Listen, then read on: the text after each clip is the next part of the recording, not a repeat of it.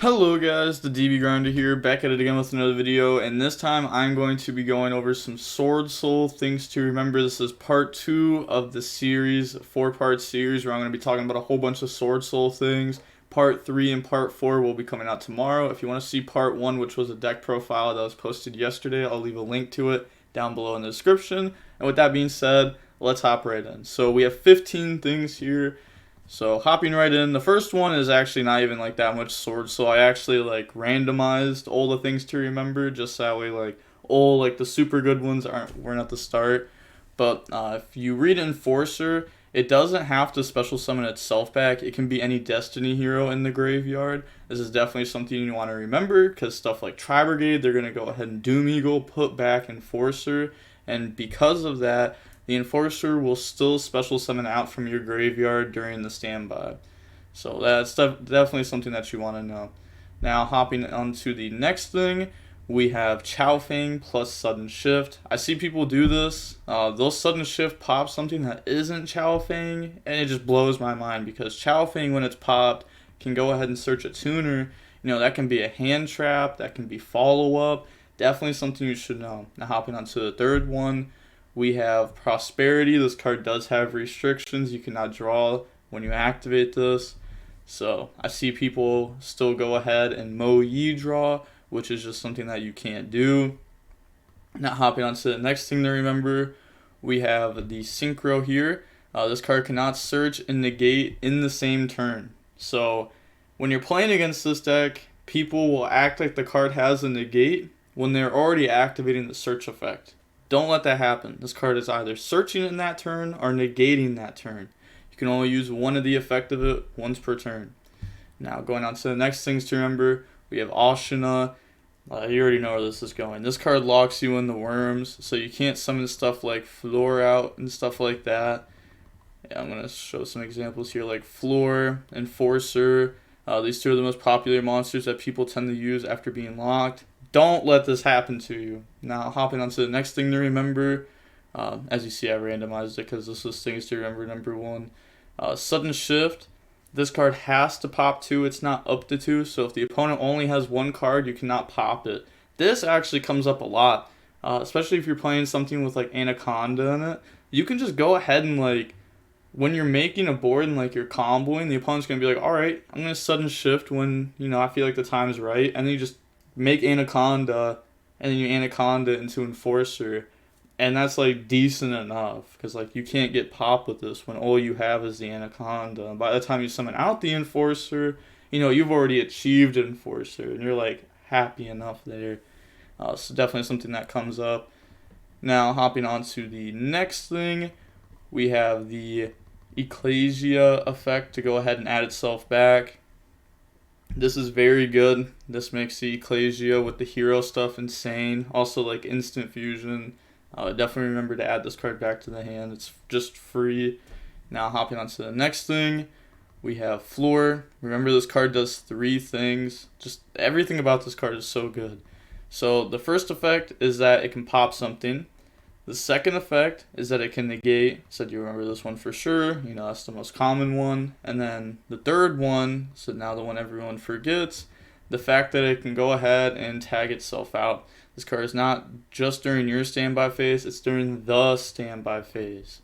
So that can also come up with bringing out something else. If you've already used the negate on your Synchro, you can bring out something like Enforcer if they like negated its graveyard effect, and now you have that in the loop for more interruptions.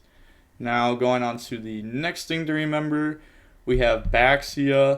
So this card can pop to summon back out from the graveyard. Doesn't have to pop a monster. I see a lot of people feel like when I see them play it, it feels like they think they have to pop monsters.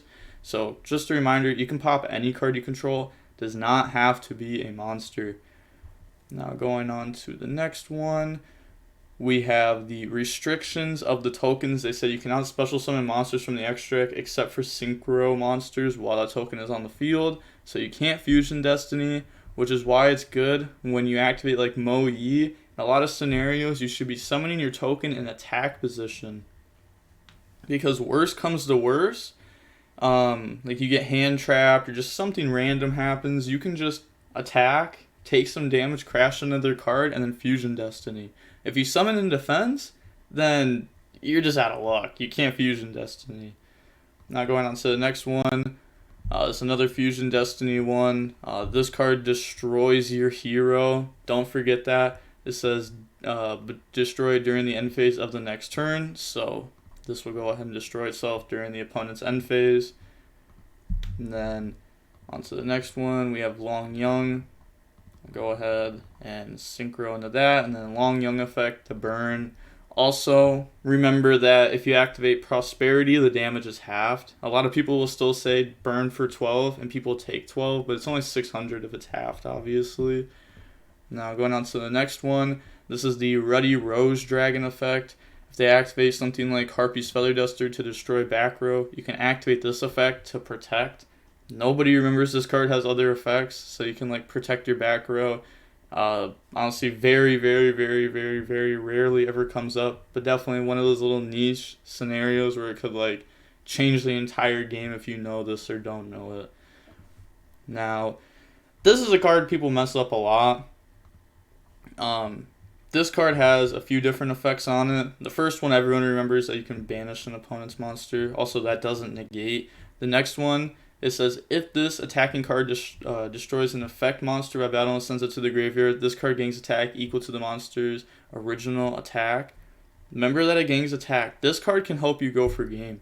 And then the other part of it says also it can make a second attack on a monster during this battle phase. You'll see people like attack this and then it would get destroyed. Or they'll attack something in general. Let's say not this. Let's say they go ahead and they attack over like a Golden Lord, and then they try to like attack directly. But you can't attack directly if you just can't, because it has to attack a monster. Like, as simple as that. Now going on to the next one. This will be about the Synchro 8. It's crazy because like I've been playing this deck for a while and I still don't know how to say like the Synchro 8's name. Just the main Synchro. Moe token, then turn those into the Synchro. You're going to get the Synchro effect. This card does not have to add to hand. It can also banish. This is a very, very, very, very, very important. So you can banish the Sudden Shift, bring out a token, and then that lets you go into more things. Obviously, there's a lot of scenarios where bringing out a token could matter.